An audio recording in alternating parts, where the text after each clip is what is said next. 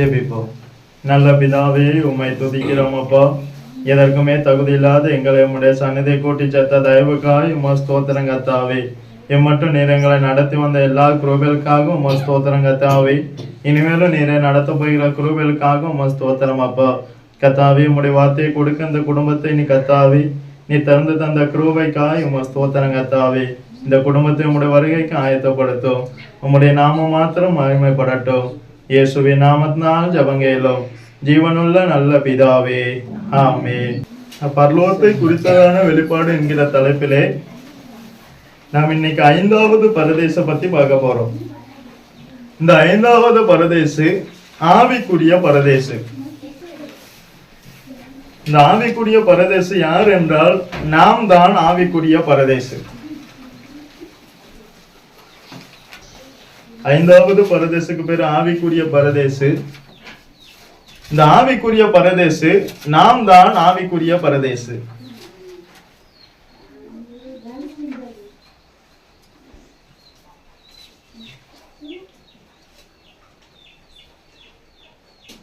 ஆதாம் இழந்த தேவனுடைய சாயலையும் தேவனுடைய ரூபத்தையும் யார் திரும்ப புதுப்பிக்கிறார்களோ அவர்கள்தான் ஆவிக்குரிய பரதேசு.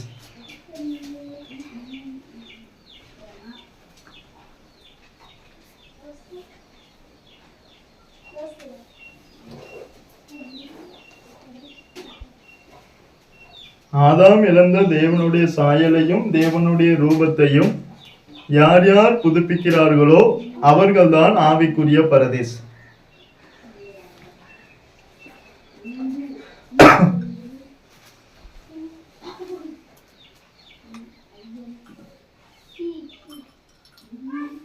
இந்த பரதேசம் பத்தி நாம் பார்க்க வேண்டுமானால் ஆதாம் ஏவாள் வாசம் பண்ணின அந்த தோட்டத்துக்கு நாம் வரணும்.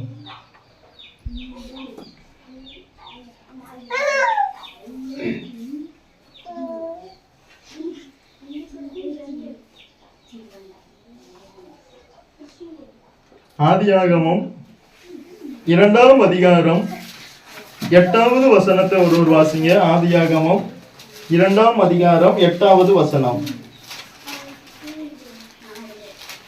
தேவனாகிய கர்த்தர் கிழக்கே ஏதேன் என்னும் தேவனாகிய கர்த்தர் கிழக்கே ஏதேன் என்னும் கிழக்கே ஏதேன் என்னும் ஒரு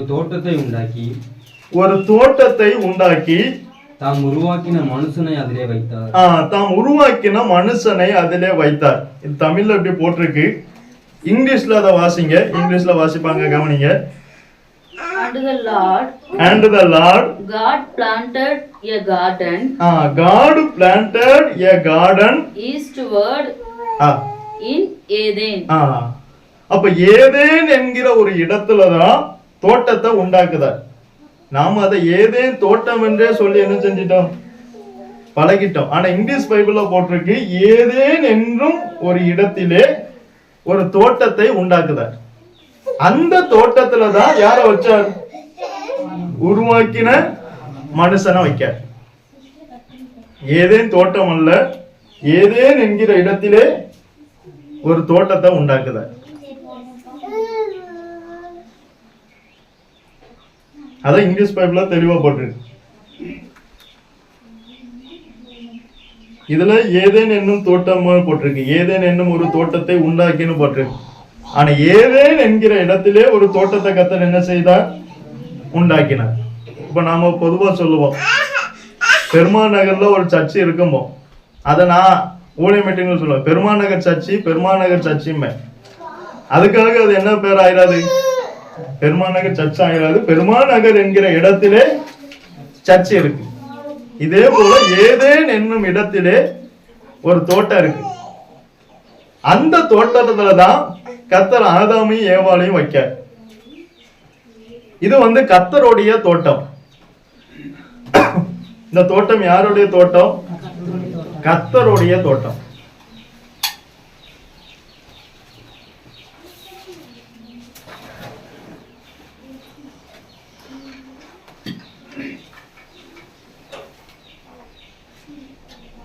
கர்த்தருடைய தோட்டம் என்றால் தேவனுடைய சபை என்று அர்த்தம்.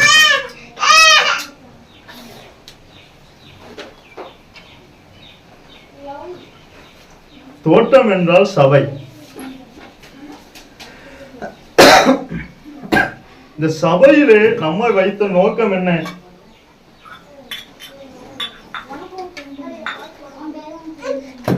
சபையிலே நம்ம வைத்த நோக்கம், ஆதாம் எந்த தேவ சாயலையும் எந்த ரூபத்தையும் இழந்தானோ அந்த தேவ சாயலையும் அந்த ரூபத்தையும் நாம் அடையணும், அடைந்து பழுகி பெருகணும்.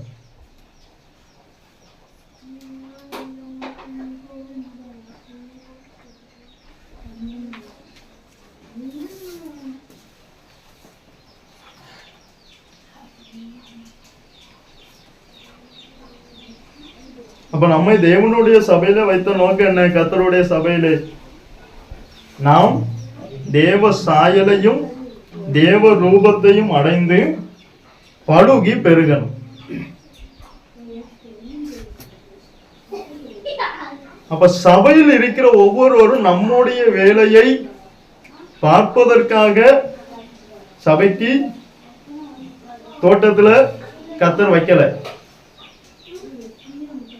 அவங்க பழுகி பெருகணும். அவங்க என்ன செய்யணும்? பழுகி பெருகுவதற்காக தான் கர்த்தர் சபைய தோட்டத்தை வச்சார். அந்த தோட்டத்துல ஆதாமையும் ஏவாளையும் கொண்டு வந்து வச்சார். இதே போல சபைக்குள்ள இருக்கிறவங்க பழுகி பெருகணும்.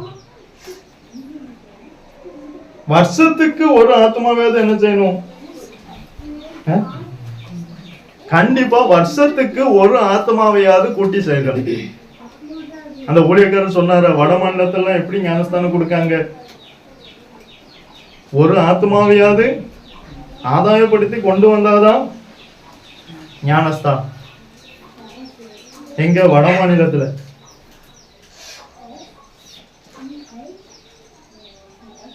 அப்ப நாம பழுகி பெருகுவதற்காக தான் கர்த்தர் எங்க வச்சார்? கர்த்தருடைய தோட்டத்துல வச்சார். இப்ப நீங்க ஆதியாகமம் 2ஆம் அதிகாரம் 10ஆம் வசனத்தை வாசிங்க. தோட்டத்துக்கு தண்ணீர் பாயும்படி. நல்ல கவனிங்க. நாம ஏதேன் தோட்டம் என்று சொல்லிட்டு அந்த 10ஆம் வசனம் தெளிவா சொல்லுது. தோட்டத்துக்கு தண்ணீர் பாயும்படி ஏதேனில் இருந்து ஒரு நதி ஓடி. அப்ப இங்க வித்தியாசத்தை பாருங்க. தோட்டத்துக்கு தண்ணீர் பாயணும். அந்த தண்ணி எங்க இருந்து வருது? ஏதேன். இந்த ஏதேன் எதை குறிக்கிறது என்றால் பரலோகத்தை குறிக்கிறது. ஆவிக்குரிய அர்த்தம் பரலோகம். அப்ப இந்த தோட்டத்துக்கு வேண்டிய அத்தனையும் ஏதேன்ல தான் இருக்கு.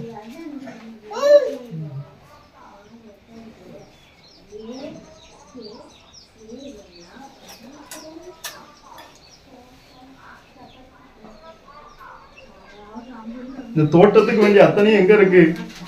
ஏதேன்ல தான் இருக்கு. நமக்கு தேவையான அத்தனையும் எங்க இருக்கு? பரலோகத்துல தான் இருக்கு. அது உங்களுக்கு இன்னது தேவை என்பதை பரமபிதா அறிந்திருக்கிறார். அப்ப தேவை எங்க இருக்கு? அப்ப தேவை எங்க இருக்கு? பரலோகத்துல இருக்கு. அப்ப நம்முடைய தேவை எல்லாம் எங்க இருக்கு? பரலோகத்துல. அன்னதான் கொலோசியர்ல பவுல் சொல்லுவார், பூமிக்குரியவைகளை அல்ல மேலானவைகளையே நாடுங்கள். நம்ம சபைக்குரிய தேவை எங்க இருக்கு? பரலோகத்துல. தாவீது சொல்லுவார், எனக்கு ஒத்தாசை வரும் பர்வதங்களுக்கு நேராக வானத்திலும் பூமியிலும் அல்ல, வானத்தையும் பூமியும் சிருஷ்டித்த உண்டாக்கின கர்த்தரிடத்தில் இருந்து. அப்ப இந்த தோட்டத்துக்கு தேவையான அத்தனையும் ஏதேன்ல இருக்கிறது போல நமக்கு தேவையான அத்தனையும் பரலோகத்துல இருக்கு. நாம முதலாவது தேவனுடைய ராஜ்யத்தையும் நீதியையும் தேடினால் போதும். அப்பொழுது இவைகள் எல்லாம் உங்களுக்கு கூட கொடுக்கப்படும். சொன்னது யாரு? கர்த்தர்.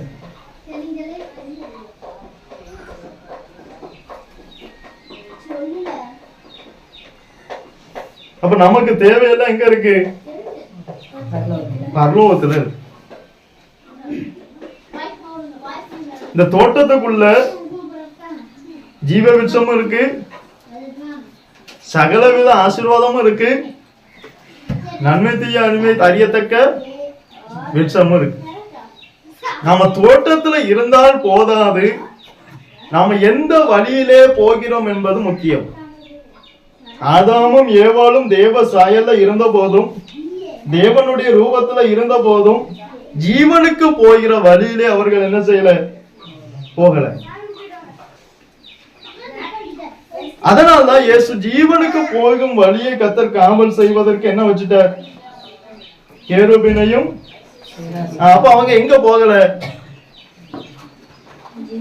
அப்ப சபைக்குள்ள இருந்தாலும் எல்லாரும் எங்க போகணும்? நாம சபையில இருந்தா பரலோகம் போயிருவோங்கிற முதலாவது அந்த எண்ணத்தை நாம என்ன செய்யணும், கண்டிப்பா மாத்தணும். நாம போகிற வழி எந்த வழி? நாம போகிற வழி எந்த வழி? நீங்க யோவான் எழுதின சுவிசேஷத்தை எடுங்க.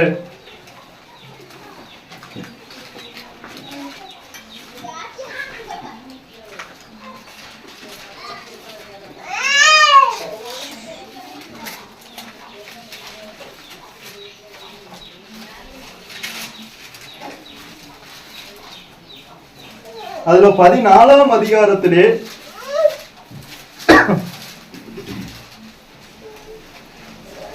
4ஆம் வசனம் முதல் வாசிங்க.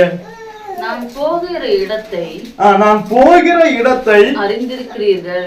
அப்போ சபையில் இருக்கிற ஒவ்வொருவரும் இயேசுவை நல்லா என்ன செய்யணும், அறியணும். நான் போகிற இடத்தை அறிந்திருக்கிறீர்கள், வழியையும் அறிந்திருக்கிறீர்கள் என்றார். அப்ப இத்தனை நாள் 3 வருஷம் பின்பற்றி இருந்த சீசர்களை பத்தி இயேசுக்கு நல்ல ஒரு அபிப்பிராயம் இருக்கு. இதே போல சபையில் உள்ள விசுவாசிகளை பத்தி பாஸ்டருக்கு என்ன இருக்கும், நல்ல ஒரு அபிப்பிராயம் இருக்கும். இவங்க எங்க போறாங்க, இயேசுவை அறிந்து கொண்டு போறாங்க, இயேசுனுடைய வழியிலே போறாங்க என்பது யாருக்கு அபிப்பிராயம் இருக்கும், பாஸ்டருக்கு ஒரு நம்பிக்கை இருக்கும். ஆனா தோமா என்ன சொல்றாரு பாருங்க, தோமா அவரை நோக்கி ஆண்டவரே நீர் போகிற இடத்தை அறியோமே. அதை அறியல. ஆனா 3 வருஷம் என்ன செஞ்சார், இயேசுவோடு கூட இருந்தார். ஆனா இயேசு எங்க போறாருங்கிற இடத்தை அவர் என்ன செய்யல, அறியல. சபையில இருக்கிற எல்லாருமே பரலோகத்துக்கு செலக்டர்னு சொன்னா வேதத்தின்படி என்ன இல்ல. இயேசு போகிற இடத்தை அறிந்திருக்கணும். இயேசு எங்க போனார், பரலோகத்துக்கு போயிருக்கார். நாம எங்க போனோம், அந்த வழியில நாம போனோம். வேறு வழியாய் பிரவேசிக்கிறவர்களும் உண்டு. ஒரு பாஸ்டர் என்ன நினைப்பாங்க, இந்த விசுவாசி நல்ல வழியில போயிட்டு இருக்குன்னு நினைப்பார். ஆனா தோமா சொல்ற, இல்ல ஐயா, நீங்க போகிற இடத்தையே நாங்க என்ன செய்யல, இன்னும் அறியல. அப்ப 3 வருஷம் அவங்க யார பின்பற்றினாங்க, 3 வருஷம் எதுக்காக பின்பற்றினாங்க, 3 வருஷம் ஏன் பின்பற்றினாங்க, காரணம் இல்லை. ஆனா தோமா சொல்றார், நாங்க நீ போகிற இடத்தை அறியோமே, வழியை நாங்கள் எப்படி அறிவோம் என்றார். வழியை நாங்கள் எப்படி அறிவோம், நீர் எங்க போறீங்க என்பதே அறியல, நாங்க வழிய எப்படி அறிவோம். அதுக்கு இயேசு என்ன சொல்றார், அதற்கு இயேசு நானே வழியும் சத்தியமும் ஜீவனுமாய் இருக்கிறேன். அவர்தான் வழியும் சத்தியமும் ஜீவனும். இதை நன்றாய் அறிஞ்சு அவர் பின்னால என்ன செய்யணும், போகணும்.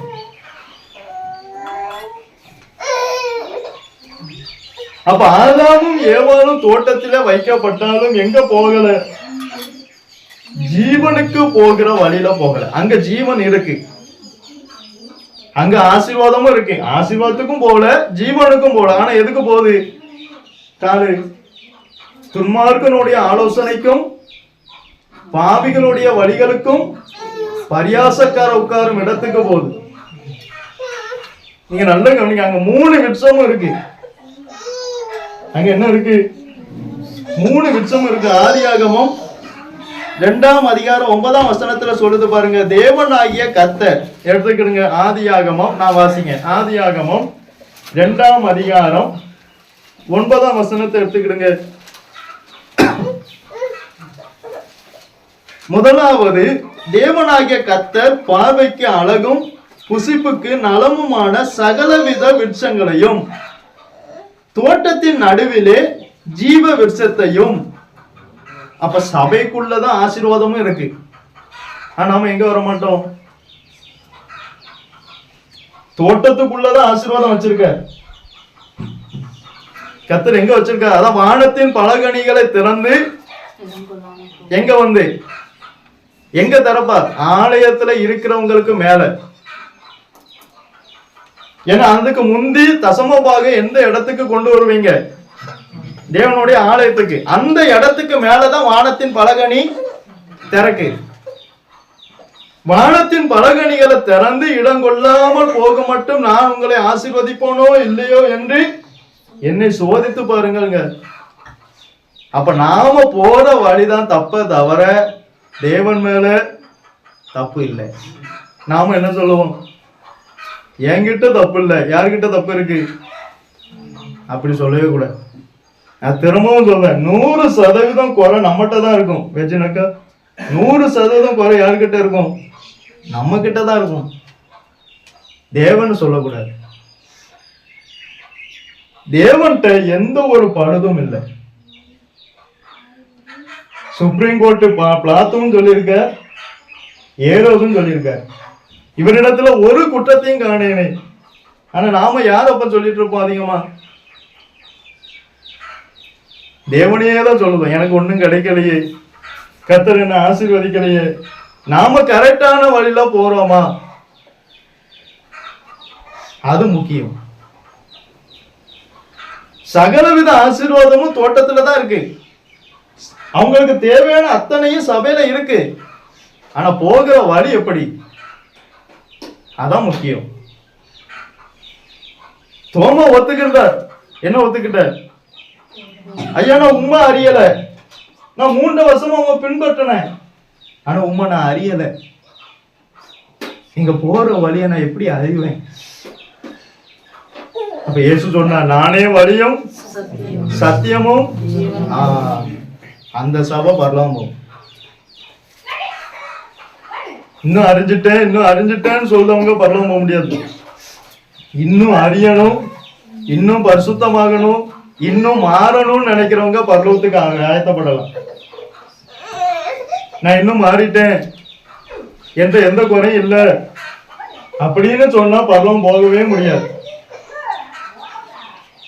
நீதிமான் ஒருவனும் இல்லையே. அப்ப இயேசு மறிக்க வேண்டிய அவசியமே இல்லையே. நீதிமான் யாராவது இருந்திருந்தால் ஆனால் இயேசு மறித்திருக்க வேண்டிய அவசியம் இல்லையே. நீதிமான் ஒருவனும் இல்லை, நன்மை செய்கிறவன் ஒருவனும் இல்லை. இயேசு அடிக்கப்பட்டார் நம்மை நீதிமானாய் மாற்றுவதற்கு. அவர் அடிக்கப்பட்டார், ரத்தத்தை சிந்தினார், சொந்த ரத்தம். அப்ப தோட்டத்திலே சகலவித விருட்சங்களையும், தோட்டத்தின் நடுவிலே ஜீவ விருட்சத்தையும், நன்மை தீமை அறியத்தக்க விருட்சத்தையும் பூமியிலிருந்து முளைக்க பண்ணினார். அப்ப இதை தாண்டிதான் ஜீவனுக்கு போகணும். ஆனா இது அநேகரால ஜீவனுக்கு போகிற வழியில போக முடியல. அதுக்கு முன்னமே ஒரு சில தடை வருது. ஆவிக்குரிய மரணத்தை ஏற்படுத்தக்கூடிய அளவுக்கு நாம் அதற்குள்ள போய் சிக்கிடுறோம். சபைக்குள்ளேயே 2 இருக்கு, நித்திய ஜீவனும் இருக்கு, ஆக்கினை தீர்ப்பும் இருக்கு. சபைக்குள்ளே என்ன இருக்கு? நித்திய ஜீவனும் இருக்கு, ஆக்கினை தீர்ப்பும் இருக்கு. நாம எப்படி புசித்து எப்படி பானம் பண்ணுகிறோம் என்பதை பொறுத்துதான் நமக்கு என்னது? நித்திய ஜீவன். அது எனக்கானாலும் சரி, சத்தியம் ஒண்ணுதான். நீ சத்தியத்தை சத்தியமாய் போதிக்கிறவர் என்றும், முகத்தாட்சியம் பார்க்காதவர் என்றும் நான் அறிந்திருக்கிறேன் என்று பரிசேயர் சதுசேயர் வந்து சொல்றாங்க. சத்தியம் ஒண்ணுதான். பாஸ்டருக்கு தெரியாது எப்படி புசிக்கும், எப்படி பானம் பண்றோம். நம்ம எப்படி புசித்து எப்படி பானம் பண்ணிக்கிறோமோ அதற்கு ஏற்றால் போலதான் நித்திய ஜீவன். இதை தாண்டிதான் ஜீவனுக்கு ஜீவ விருட்சம் இருக்கு. நன்மை தீமை அறியத்தக்க விருட்சத்தை தாண்டிதான் என்ன இருக்கு? ஜீவ விருட்சம் இருக்கு. ஆனா இவங்க ஜீவனுக்கு போகிற வழியில என்ன செய்யல? போகல. அநேகருக்கு என்ன விருப்பம் இல்ல? ஜீவனை கண்டடிக்கிற மனுஷன் இல்லை. ஜீவ வழிக்கு என்ன செய்யணும்? ஜீவ வழியில போகணும். தோட்டத்துக்கு தேவையான அத்தனை தேவை எங்க இருக்கு? ஏதேன்ல இருக்கு. ஏதேனில் இருந்து ஒரு நதி ஓடி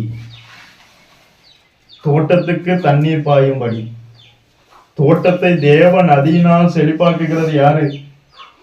தேவன். நம்மளை சகல ஆசீர்வாதத்தினால ஆசீர்வதிக்கிறது யாரு? தேவன்.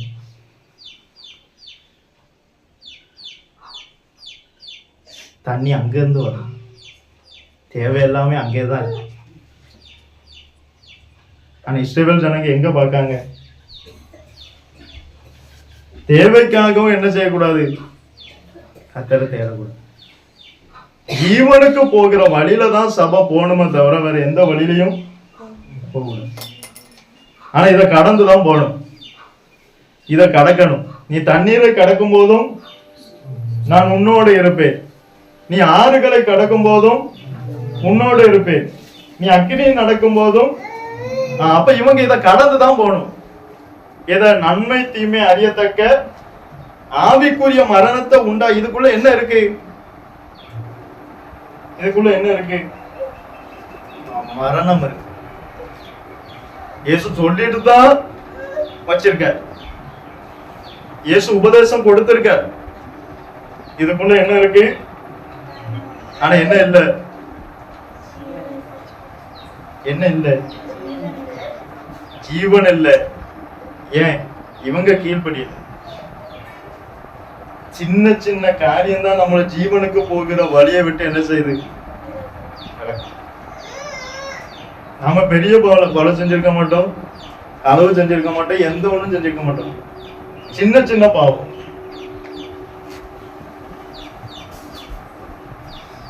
என்ன பாவம்? கீழ்படிச்சிருப்போமா? நாம என்ன சொல்லுவோம்? நான் என்ன சொல்லுவேன்? எல்லாத்துக்குமே என்ன செய்தேன்? கீழ்படிதான். ஆனா படிஞ்சிருக்க மாட்டேன். அலசி பார்த்து சொல்லுவோம். நம்ம கேட்ட உடனே சொல்லிடுவோம். அலசி பார்த்து சொல்லுவோம். சோதிச்சு பார்த்து சொல்லும். எப்போதுமே கர்த்தருடைய சந்நிதியில இருக்கும் போது அனுதினமும் என்ன செய்யணும்? அலசி பார்த்து என்ன உணர்த்துங்க. ஆனா அவர் தான் உணர்த்தணும். நாம என்னைக்கு உணர அடைஞ்சோம்?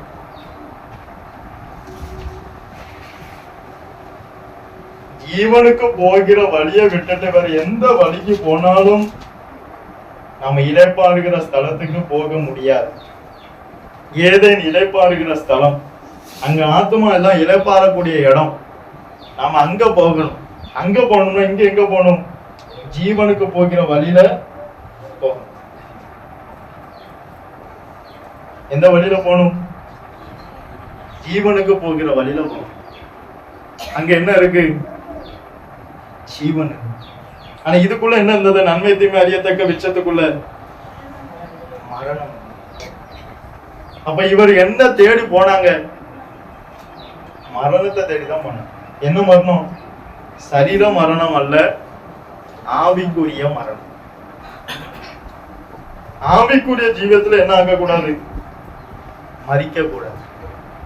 அன்னதான் இயேசு சொல்லுவார், மரித்தவர்களும் மௌனத்தில் இறங்குகிறவர்களும் கர்த்தரை துதியார்கள். நாமோ இது முதல் கொண்டு என்றென்றைக்கும் கர்த்தரை ஸ்தோத்தரிப்போம். அல்லேலூயா.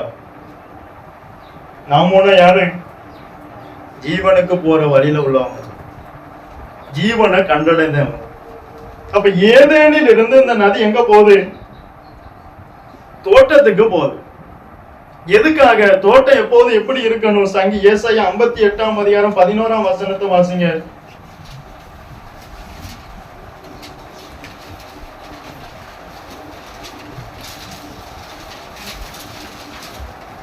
ஏசாயா 58:11 வாசிங்க.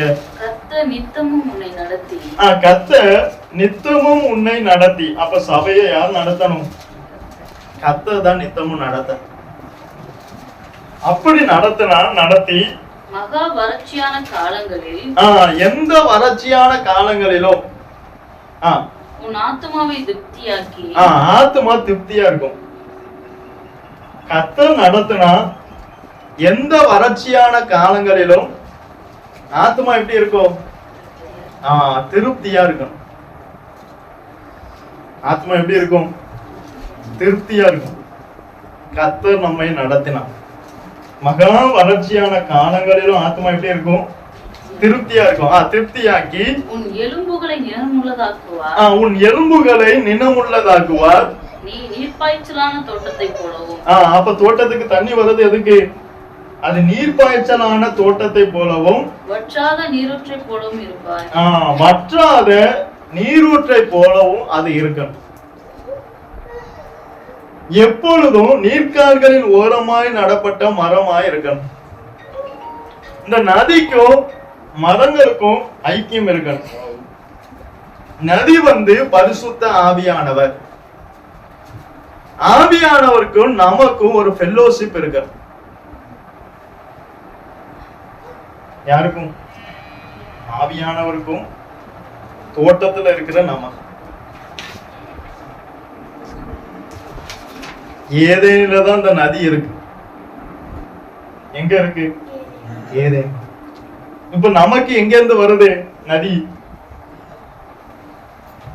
ஆட்டுக்குட்டியானவரும் சிங்காசனத்திலே அங்க இருந்து நமக்கு இந்த நதி வருது. மாதந்தோறும் புது புது கனிகளை கொடுப்பதற்காய், மாதந்தோறும் அநேக கனிகளை கொடுப்பதற்காய் நமக்கு நதி எங்கிருந்து வருது? சிங்காசனத்திலிருந்து வருது. அதான் ஏதேன், அதான் பரலோகம். அப்ப நம்ம ஒவ்வொருவரும் என்ன செய்யணும்? மாதந்தோறும் கனி கொடுக்கணும். எப்போது நம்மகிட்ட என்ன இருக்கணும்? அவன் நீர்க்காலில் ஓரமாய் நடப்பட்டு தன் காலத்திலே தன் கனியை தந்து இதை உதிராதிருக்கிற மரத்தை போல் இருப்பான். அவன் செய்வதெல்லாம் வாய்க்கும். அப்ப தன் காலம் நம்ம எல்லாத்துக்கும் என்ன இருக்கு? அந்த காலத்துல நாம என்ன செய்யணும்? கனி கொடுக்கணும். நம்முடைய நோக்கம் எல்லாம் எங்க இருக்கணும்? மேலானவைகளையே நாடும். நமக்கு ஒத்தாசை எல்லாமே அங்கதான் இருக்கு. நமக்கு தேவை எல்லாமே அங்கதான் இருக்கு. நம்ம சில மனிதர்கள் சப்போர்ட்ட நாடவே கூடாது. எனக்கு அவரு தெரியும், எனக்கு எம்எல்ஏ தெரியும், அவர் எனக்கு தேவை, அவரே சார்ந்து இருக்க கூடாது. அவர் இன்னைக்கு இருப்பார், நாளைக்கு இருக்க மாட்டார். சாய்ந்து போகிற நிழலுக்கு ஒப்பா இருக்கிறோம். அவங்க எல்லாம் எப்படி இருக்காங்க? சாய்ந்து போகிற நிழலுக்கு. எப்போ சாயணும் தெரியாது. நம்ம யாரும் சார்ந்து இருக்கணும்? தேவனை சார்ந்து இருக்கணும். நீங்க நல்ல கவனிங்களா, நமக்கு எதுவுமே இந்த கண்ணு திறக்கவே கூடாது.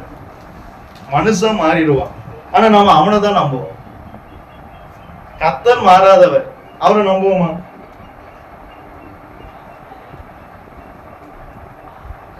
இப்ப கர்த்தர் சொல்ற, நீங்க தேவனுடைய ராஜ்யத்தையும் நீதியையும் தேடுங்க, அப்பொழுது நான் இவைகள் எல்லாம் உங்களுக்கு கூட தருவேன்னு சொல்ற. அதை நாம நம்புவோமா? யாரோ ஒருத்தர் நமக்கு 10,000 ரூபாய் தருவான்னு சொன்னா அவரை நாம என்ன செய்வோம்? அவர் தருவார், அவர் சொல்லிட்டார். இத்தனாம் தேதிக்கு அவர் என்ன செய்வார்? அதை நம்புவோம். அதுல நம்பிக்கை வருது. காண்கிறதை நம்புவது நம்பிக்கை அல்ல. அவன் காண்கிறதை நம்புவதை எதற்கு? காணாதவைகளை நம்புவதுதான் நம்பிக்கை, விசுவாசம். காண்கிறவைகளை நம்புகிறது, காணாதவைகளை நம்பு. எலியாட்ட போய் சொல்ற, எலியாவே நீ கேரி தாட்டண்டில போய் தங்கி இரு. நான் அங்க காகத்திட்ட என்ன செஞ்சுட்டேன்? 1 ராஜாக்கள் 17 அதிகாரத்துல அதை வாசிங்க. 2ஆம் வசனம் முதல் வாசிங்க.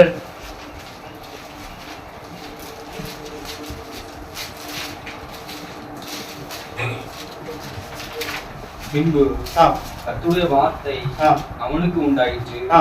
அவர் நீ இவ்விடத்தை விட்டு கீழ் திசை நோக்கி போய் யோர்தானுக்கு நேராய் இருக்கிற கேரித் ஆற்றண்டையில் ஒளிந்து கொண்டிரு. அந்த ஆற்றின் தண்ணீரை குடிப்பாய். அங்கே உன்னை போசிக்க காகங்களுக்கு கட்டளையிடுவேன் என்றார். காகங்களுக்கு என்ன செய்வார்? கட்டளை இடுவாராம். ஆனா நாம என்ன செய்யணும்?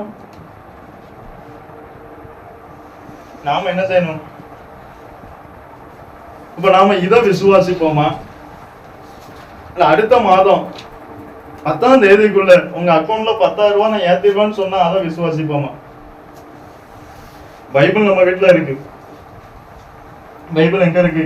நம்ம வீட்லயும் இருக்கு, இருதயத்திலும் இருக்கணும் இருக்கு. இதை நாம விசுவாசிப்போமா? அல்லது ஒருத்தர் போன் பண்ணி அடுத்த வாரம் இத்தனை செவ்வாய்க்கிழமைக்குள்ள உங்களுக்கு தேவையான பணத்தை நான் அனுப்புதேன்னு சொன்னா அதை நம்புவோமா? சொல்லுங்க. எது மேல நம்ம நம்பிக்கை அதிகமா போகுது? மனுஷங்க மேல, மனுஷருடைய வார்த்தைகளின் மேல. தேவனுடைய வார்த்தையின் மேல நமக்கு என்ன வரமாட்டேங்குது? விசுவாசம் வரமாட்டேங்குது. என்ன பிரசங்கம் பண்ணாலும், விசுவாசத்தை என்ன ஊட்டினாலும் என்ன ஆக மாட்டேங்குது? விசுவாசம் வரவே மாட்டேங்குது.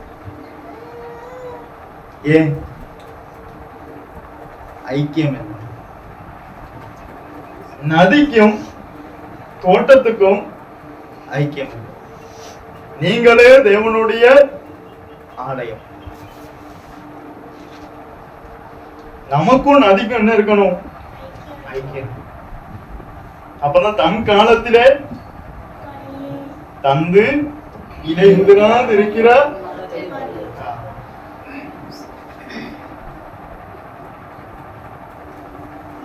நமக்கு தேவையான அத்தனை தேவை ஏதேன்ல இருக்கு,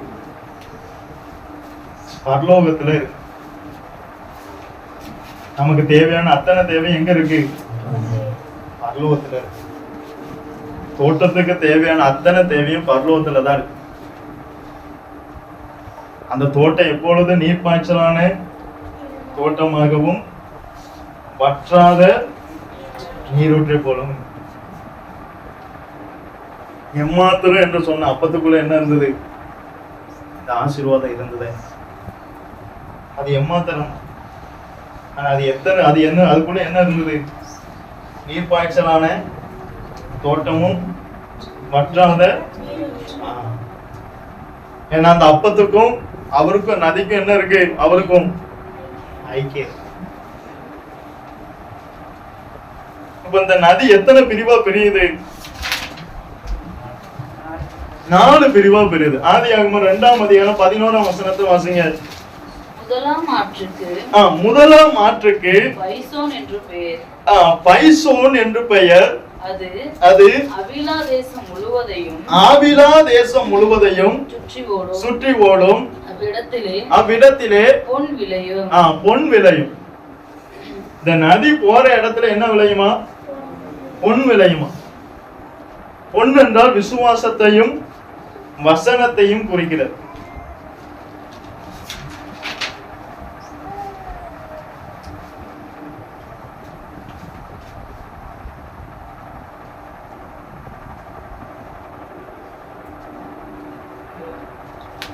நாளுக்கு நாள் நம்முடைய விசுவாசமும் வசனமும்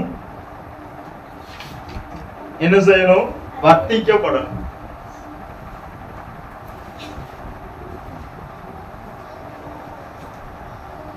அப்ப பரலோகத்திலிருந்து வர நதியில என்ன வருது? அப்ப ஆசீர்வாதம், எவ்வளவு ஆசீர்வாதம் அந்த நதிக்குள்ள இருக்கு.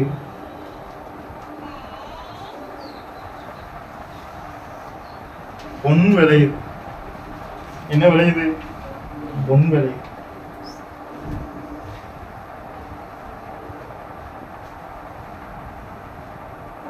பொண்ணுனா எதை குறிக்கிறது? விசுவாசத்தையும் வசனத்தையும் குறிக்கிறது. அடுத்து வாசிங்க. அடுத்த நதிக்கு பேர் என்னது? ஆற்றுக்கு பேர். 13ஆம் வசனத்தை வாசிங்க. இரண்டாம் ஆற்றுக்கு கீகோன் என்று பெயர். கீகோன் என்று பெயர். அது எத்தியோப்பியா தேசம் முழுவதையும் சுற்றி ஓடும். இந்த 12ஆம் வசனத்தை வாசிங்க.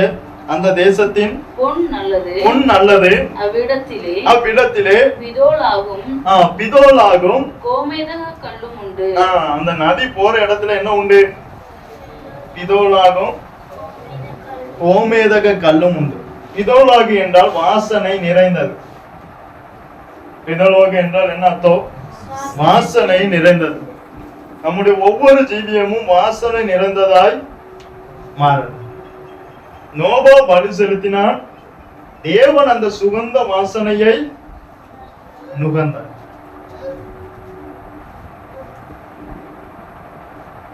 அனுதினமும் நம்முடைய ஜீவியத்தை என்ன செய்யணும்? பலி செலுத்தணும். அந்த வாசனையை அவர் என்ன செய்யணும்? நுகரணும்.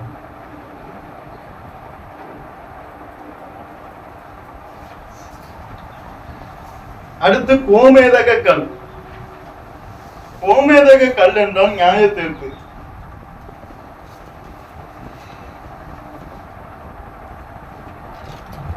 அப்ப ஆசீர்வாதமும் இருக்கு, நியாய தீர்ப்பும் இருக்கு இந்த நதிக்குள்ள.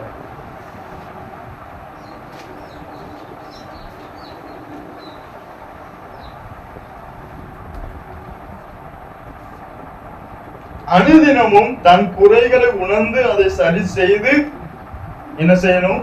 மனம் திரும்பணும்.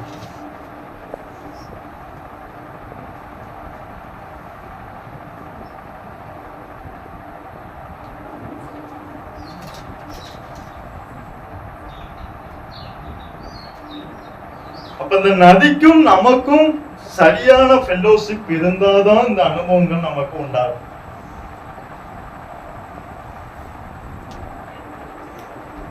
அவன் தன்னை தானே நிதானிப்பான்.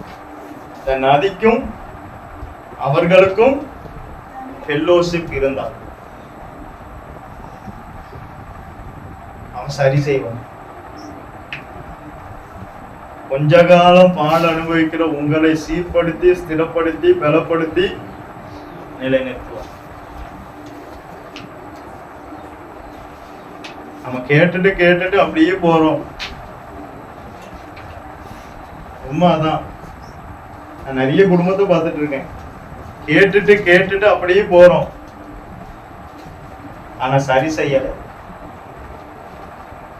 ஆதம் அதை தான் விட்டுட்டார். நதி வருது, ஆனா பண்படுத்தல, அதை காக்கல. நதி வந்தது, தோட்டத்துக்கு நதி வந்தது,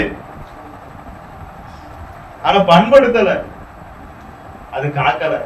நதியும் வருது, உள்ள யாரும் வராது, சாத்தானுடைய தந்திரமும் வருது. அப்ப எவ்வளவு ஆயத்தப்படணும் நாம. பரலோகம் எவ்வளவு கஷ்டம். இத்தனைக்கு தேவன் வந்து உலாவுற இடத்துல சாத்தானும் வரான். அப்ப நாம எதை பார்த்து நம்பலாம்?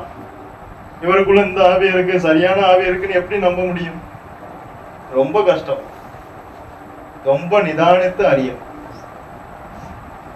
என்ன செய்யணும்? நல்ல கவனிக்க. தோட்டத்துக்குள்ள கர்த்தரும் வந்து உலாவுதான், சாத்தானும் நம்ம கையில தான் இருக்கு. நம்ம கூட யாரு வாசம் பண்ணுங்கிறது யார் கையில இருக்கு? நம்ம கையில தான் இருக்கு. நாம அதை பண்படுத்தணும், நாம அதை காக்கணும்.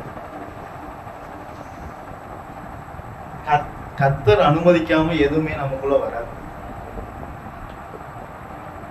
என்ன பொறுத்தவரை ஏற்றுக்கொள்றவங்க ஏற்றுக்கொள்ளுங்க, அது எனக்கு விஷயம் கிடையாது. அது உங்களுக்கும் தேவனுக்கும் உரியது. கர்த்தர் அனுமதிக்காமல் நமக்கு எதுவுமே வராது. அது துக்கமா இருக்கட்டும், சந்தோஷமா இருக்கட்டும், எதா இருக்கட்டும், ஆறுதலா இருக்கட்டும், எதா இருக்கட்டும், கர்த்தர் அனுமதிக்காம நம்ம வாழ்க்கையில் எதுவும் வராது. யோபுக்கு எவ்வளவு கஷ்டம் வந்தது? யாரு அனுபவிச்சா? சாத்தான் துன்பப்படுத்தினா கர்த்தர் அனுபவிச்சாரா? கர்த்தர் அனுமதிச்சார். ஆனா நாம என்ன சொல்லுவோம்? நாம என்ன சொல்லுவோம்? சாத்தா அவனை உச்சந்தல முதல் யார் அனுமதிச்சா?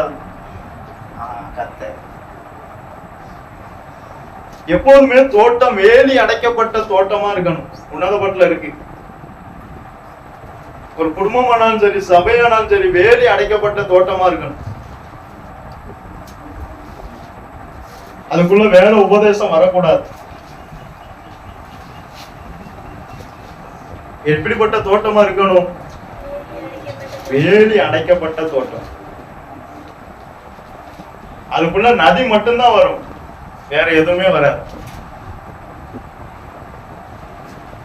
வேலி அடைக்கப்பட்ட தோட்டத்துக்குள்ள என்ன மட்டும்தான் வரணும்? நதி மட்டும்தான் வரும். வேற எந்த ஒரு உபதேசமும் வரக்கூடாது. உங்கள் சத்தியத்துக்கு கீழ்ப்படியாமல் போகத்தக்க உங்களுக்கு வகை காட்டினவன், உங்களுக்கு போதித்தவன் யார்? தடை செய்தவன் யார்? சத்தியம் அங்க இருக்கு, நடுவுல இருக்கு. சாத்தான் தடை பண்ணிட்டான். ஓடிட்டு இருக்காங்க கலாத்திய சபையார். ஆனா சாத்தான் சத்தியத்துக்கு கீழ்ப்படிய விடாம தடை பண்ணிட்டான். ஆனா அதை நம்மளால என்ன செய்ய முடியல? உணரவும் முடியல, அறியவும் முடியல. இப்படி உபதேசம் பண்ண யாரு? பாஸ்டர் கெட்டவர். இதான் உண்மை. நான் திரும்பவும் சொல்றேன், நான் சொல்றது இப்ப யாருக்கும் உங்களுக்கு புரியாது. என் போதகர் சொல்ல கேளாமல் போனேனே என்று பின்னாடி உணர்வேன். என்னுடைய வேதனை, என்னுடைய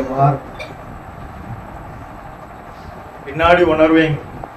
இது எழுதினாலும் வச்சுக்கிடுங்க, இது கண்டிப்பா நடக்கும். சத்தியத்துக்கு கீழ்ப்படிங்க. எதுக்கு? சத்தியத்துக்கு. இந்த நதிக்குள்ளேயே எல்லாமே இருக்கு. ஆசீர்வாதமும் இருக்கு, நியாயத்திற்கும் இருக்கு. பொன் நல்லது. வாசிங்க.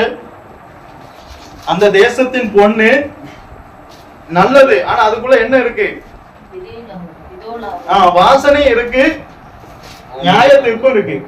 பிதோலாக் என்றால் வாசனை, கோமேதக கல் என்றால் நியாயத்திற்கு. ரெண்டுமே இருக்கு.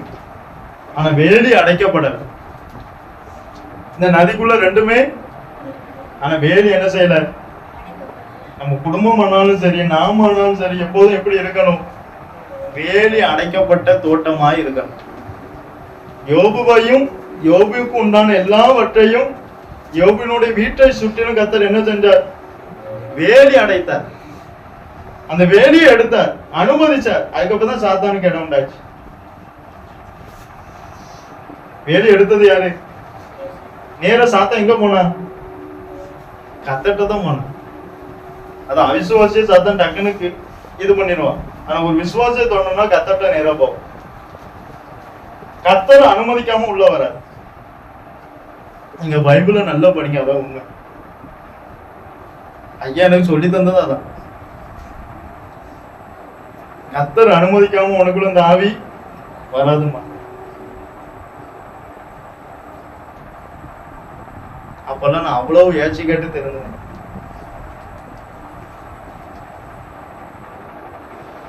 அந்த ஏச்சி உங்களுக்கு எல்லாம் என்ன செய்யல? கிருபையா. ஆனா நாம என்ன செய்ய மாட்டோம்? எனக்கு கொத்ததுக்கு ஆள் இல்லை. கொத்துனா பிடிக்க மாட்டேங்குது. கொத்துனா கனி கொடுக்கும். ஆனா கொத்துனா என்ன செய்ய மாட்டேங்குது? பிடிக்க மாட்டேங்குது. உட்காந்து கேட்பீங்க. ஆனா எனக்கு தெரியும், இங்க இருந்து பிரசங்கம் வந்து எனக்கு தெரியும். கொத்துனா பிடிக்க மாட்டேங்குது. ஆனா கொத்துனா கொத்தி எரு போட்டா கனி கொடுக்கும். ஆனா கொத்த விட மாட்டேங்குது அநேக குடும்பங்கள். ஏன் இன்னும் கொத்தலாமே, இன்னும் பரிசுத்தமாகலாமே? நம்ம யாரு பெர்ஃபெக்ட் சொல்லுங்க. இங்க வந்திருக்கல யாரு கரெக்டா இருக்கும்? தேவன் ஒருவர் தான்.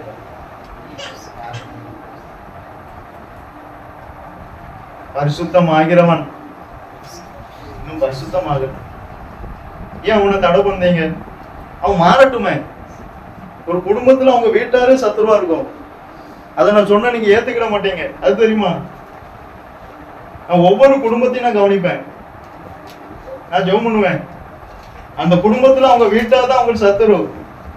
அந்த குடும்பத்தில் உள்ள வீட்டார் சத்துருவா மாறு அவங்க மனம் திரும்பிட்டாலே அந்த குடும்பம் ஆசீர்வதிக்கப்படும். அநேக குடும்பங்கள் அப்படிதான் இருக்கு, உள்ளேயே சத்துரு இருக்கு, வெளியே எங்கேயும் போக வேண்டாம். ஒருத்தர் ஆவிக்குரிய ஜீவத்துக்கு இன்னொருத்தர் தான் தடை. நான் நல்லா பார்ப்பேன், அவங்க வார்த்தையிலே நம்ம கண்டுபிடிக்கலாம். அந்தந்த குடும்பத்தில் உள்ள அவங்க ஆவிக்குரிய ஜீவியத்துக்கு அவங்க வீட்டுல உள்ளவங்க தான் தடை. நாம சாத்தான சொல்லிட்டு இருக்கோம்.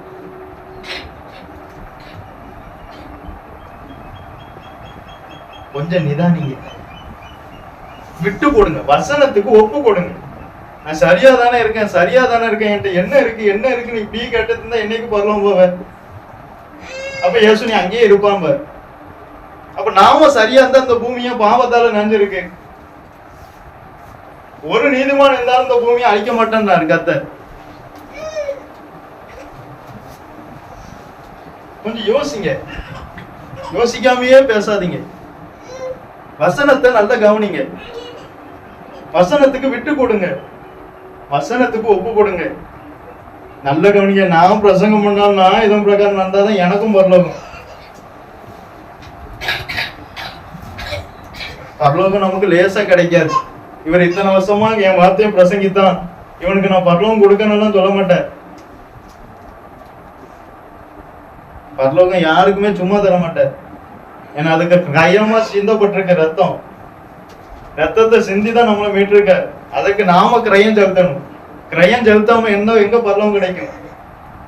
நம்மள முழுமையா ஒப்பு கொடுத்துட்டோமா? கர்த்தருக்கு பிரியமும் ஜீவனும் வழியாக ஒப்பு கொடுத்தோமா? இல்லையே. அப்ப எப்படி பரலோகம் கிடைக்கும்?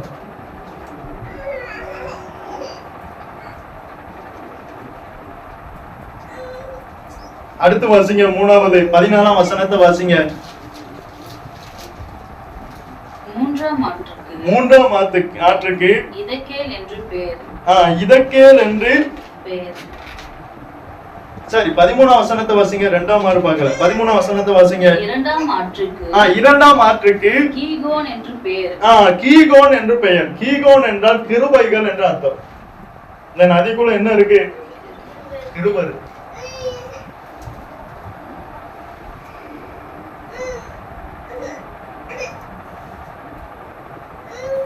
கிருபா வரமும் இருக்கு. நம்ம ஒவ்வொருவருக்குள்ளயும் என்ன இருக்கு? கிருபை இருக்கு. ஆனா என்ன நெருங்கல. கிருபை இருக்கு, ஆனா என்ன செய்யல? நதியோட நெருங்கல. நதிக்கும் நமக்கு சப்ளை இல்லை, நதிக்கும் நமக்கு ஐக்கியம் இல்லை. ஆனா கிருபை இருக்குன்னு சொன்னா எத்தனை பேர் ஏத்துக்கிறதீங்க? இருக்கும் எனக்கா கிருபையா? எனக்கு ஒண்ணுமே இல்லையே. கிருபை இருக்குன்னா நம்ம அப்ப இன்னும் நெருங்கணும்னு நம்ம வாஞ்சியோடு நெருங்கினா அந்த கிருபை என்ன செய்யும்? வெளிப்படும். நம்ம நெருங்கவே மாட்டோம். அப்ப என்ன கொண்டு கர்த்தர் எதுவுமே செய்ய மாட்டேங்கிறார் அப்படின்னா எப்படி செய்வார்? நம்ம எப்போதுமே நம்ம என்ன செய்வோம்? கர்த்தர் அந்த பக்கம் தான் சொல்லுவோம், இந்த பக்கம் செய்ய சொல்லவே மாட்டோமா?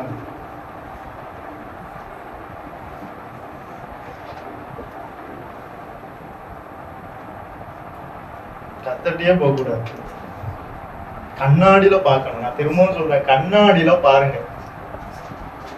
ஒருத்த மனுஷனை நிறுத்த வச்சுட்டு அவனை பார்க்காதீங்க, வசனத்தை பாருங்க. அந்த வசனத்தை பார்த்து மாறுங்க. இப்ப அடுத்த நதிக்கு என்ன பேரு? 14ஆம் வசனத்தை வாசிங்க. மூன்றாம் ஆற்றுக்கு இதக்கேல் என்று பெயர். இதக்கேல் என்றால் உரத்த சத்தம் என்று அர்த்தம். மற்றவர்களுக்காக பாரத்தோடு ஜபிக்கக்கூடிய ஒரு ஜப ஜீவியம் இந்த நதிக்குள்ள இருக்கு. நீங்க நம்ம மற்றவங்களுக்காக ஜபிக்காட்டாலும் நமக்காகவும் நம்ம குடும்பத்துக்காகவும் நம்ம பிள்ளைகளுக்காகவுமே ஜபிக்கலாமே. ஏன் ஜப ஜீவியம் வர மாட்டேங்கணும்? ஒரு மணி நேரம் ஏன் நம்மளால ஜெபம் பண்ண முடியல? ஃபெல்லோஷிப் இல்லை. இந்த நதிக்குள்ள எல்லாமே இருக்கு. இது எங்க இருந்து வருது?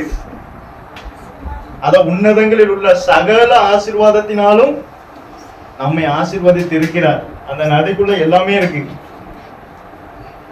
அந்த நதிக்குள்ள என்ன இருக்கு? எல்லாமே இருக்கு.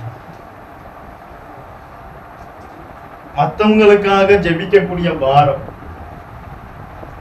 மற்றவர்களுக்காக நம்ம என்ன செய்யணும்? பாரத்தோடு ஜெபிக்கணும். இந்த நதியை நம்ம நன்றாய் குடிச்சா, இந்த நதியோடு நமக்கு ஐக்கியம் இருந்தால் நம்ம மற்றவங்களுக்காக என்ன செய்யணும்? பாரத்தோடு ஜெபிக்கணும். அடுத்து வாசிங்க. அது அசிரியாவுக்கு கிழக்கே ஓடும். அது எங்க ஓடும்? அசிரியாவுக்கு கிழக்கே ஓடும். அடுத்து 4ஆம் ஆறு வாசிங்க. 4ஆம் ஆற்றுக்கு ஐபிராத்து என்று பெயர். ஐபிராத்து என்று பெயர். இது கனிகளை குறிக்கிறது. இது எதை குறிக்க? கனிகள். ஆவிக்குரிய கனிகளும் இருக்கு. இந்த நதி இருந்தா, இந்த நதியோடு ஐக்கியமா இருந்தா அவன்கிட்ட என்னவும் இருக்கணும்? கனிகள் வந்து 2 வகையா குறிக்கும். ஆவிக்குரிய கனிகளும் உண்டு, ஆத்துமாக்களையும் குறிக்கும். நம்மகிட்ட கனிகள் அனுதினமும் ஒரு ஆவிக்குரிய கனி, அன்பு, சாந்தம், அதெல்லாம் தான் ஆவிக்குரிய கனிகள். நமக்கு ஆவியானவரோட ஐக்கியத்தில் இருந்தா அந்த கனியை நம்மகிட்ட என்ன செய்யும்? இருக்கும். இதுதான் கர்த்தருடைய தோட்டம்.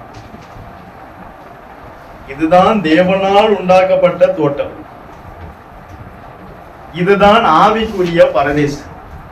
இந்த நதியோடு நமக்கு கடைசி வர ஐக்கியம் இருந்தா நாம தேவ சாயலிலும் தேவ ரூபத்திலும் உருவாக்கப்பட்டு வரலாம்.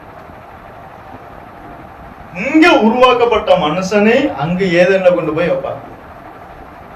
இங்க நாம என்ன செய்யணும்? நான் அன்னைக்கு சொன்னேனே, ஒரு சிலை தன்னால வருமா? வராது.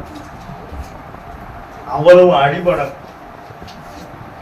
அவ்வளவு வலிய தாங்க, அவ்வளவு வேதனை சகிக்கும். அந்த ஒளி பட எவ்வளவு வேதனை இருக்கும். நமக்கு ஒருத்தர் வந்து ஒரு வார்த்தை சொல்லட்டும், எப்படி இருக்கும்? ஆனா அந்த கல்லு அவ்வளவு வேதனையா தாங்குது.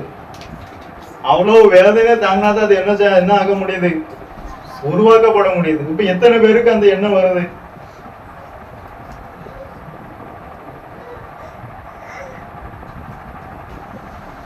உருவாக்கப்படணும். ஆனால் கண்டிப்பா நம்ம முதலாவது உடைக்கப்படாம உருவாக்கப்படவே முடியாது. நீங்க ஒப்பு கொடுத்தா மட்டும்தான் நாம உருவாக்கப்பட முடியும். ஒருத்தரை உருவாக்கணும்னா சும்மா உருவாக்க முடியாது. அவர் ஒப்பு கொடுக்கணும்.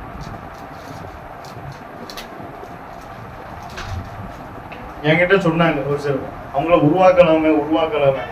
எப்படி உருவாக்க? ஒப்பு கொடுத்தா தானே உருவாக்க முடியும். எதுவுமே ஏத்துக்கிட மாட்டேங்காங்க. அப்ப எங்க போய் உருவாக்க? கொஞ்சம் சொல்லுங்களேன். உளி பட்டு அதை உடைக்கிறதுக்கு ஒப்பு கொடுத்தாதான் உருவாக்க முடியும். என்ன எங்க அம்மா ஐயா கிட்ட எத்தனை வருஷம் ஒப்பு கொடுத்தாங்க? எதுக்கு? ஒப்பு கொடுத்தாதான் உருவாக்குவார்.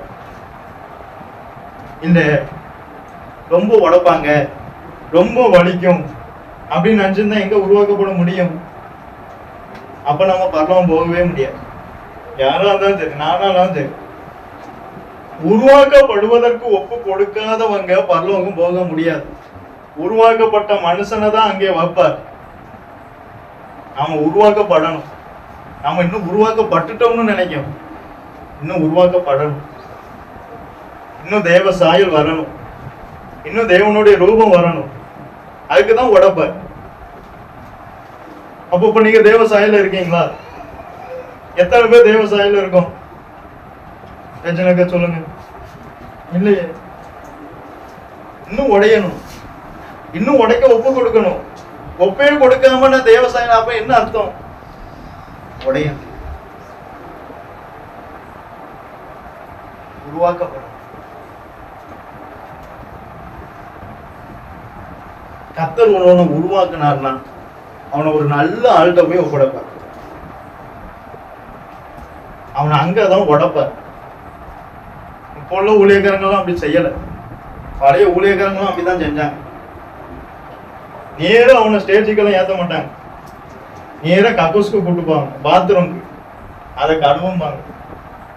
நாம செய்வோமா? நானா? அப்போ உள்ளவங்களை போய் பாத்ரூம்ல போய் விட்டு கழுவ சொல்லுங்க. பொதுவா சொல்லுங்க, இமோனல் இருக்காங்க, பொதுவா சொல்லுங்க. அப்ப என்ன அந்த பாத்ரூம்ல கழுவுனா அவங்க என்ன சொல்லுவாங்க சொல்லுங்க? உதாரணம் என்ன சொல்லுவாங்க? நான் இப்படி ஃபர்ஸ்ட் டைம் தருவேன் அப்படிதான் சொல்லுவாங்க. ஆனா அதுதான் உருவாக்கும். அங்கதான் கர்த்தர் சோதிச்சு பார்ப்பாரு, இவன் கீழ்ப்படிதல் இருக்கா இல்லையா. தேஸ்வர செஞ்சிருவான், அதை செய்யும். உடப்பா நிறைய உடைக்கப்பட்டு எத்தனையோ நாள் படுக்கையில நான் அழுதுருக்கேன், கண்ணீர் சிந்து என்ன மாற்றுங்க.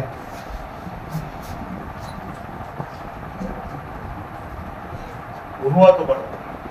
நமக்கு கண்ணீரே என்ன செய்ய மாட்டேங்குது. நம்ம எங்க உருவாக்கப்படும்?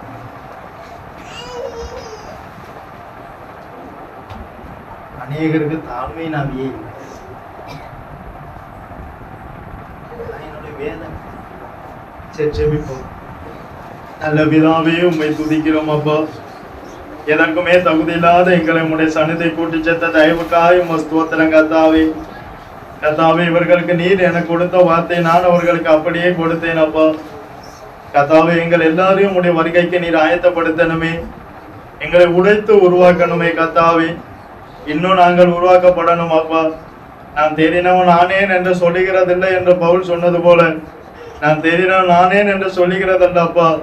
நாங்கள் எதற்காய் பிடிக்கப்பட்டோமோ அதை பிடித்துக் கொள்ளும்படிக்கு அதை ஆசையாய் தொடர்கிறேன் என்று பவுல் சொன்னது போல கர்த்தாவே, இன்னும் அதிகமாய் எல்லாவற்றின் மேலும் ஒரு வாஞ்சை எங்களுக்கு தரணுமே. இன்னும் அதிகமாய் அந்த நடியோடு கெட்டி சேர கிருபை தரணுமே கர்த்தாவே. உம்முடைய வருகைக்கு எங்களை ஆயத்தப்படுத்தணுமே. எங்களுக்குள் காணப்படுகிற எல்லா நிர்விசாரங்களும் மாறணுமே.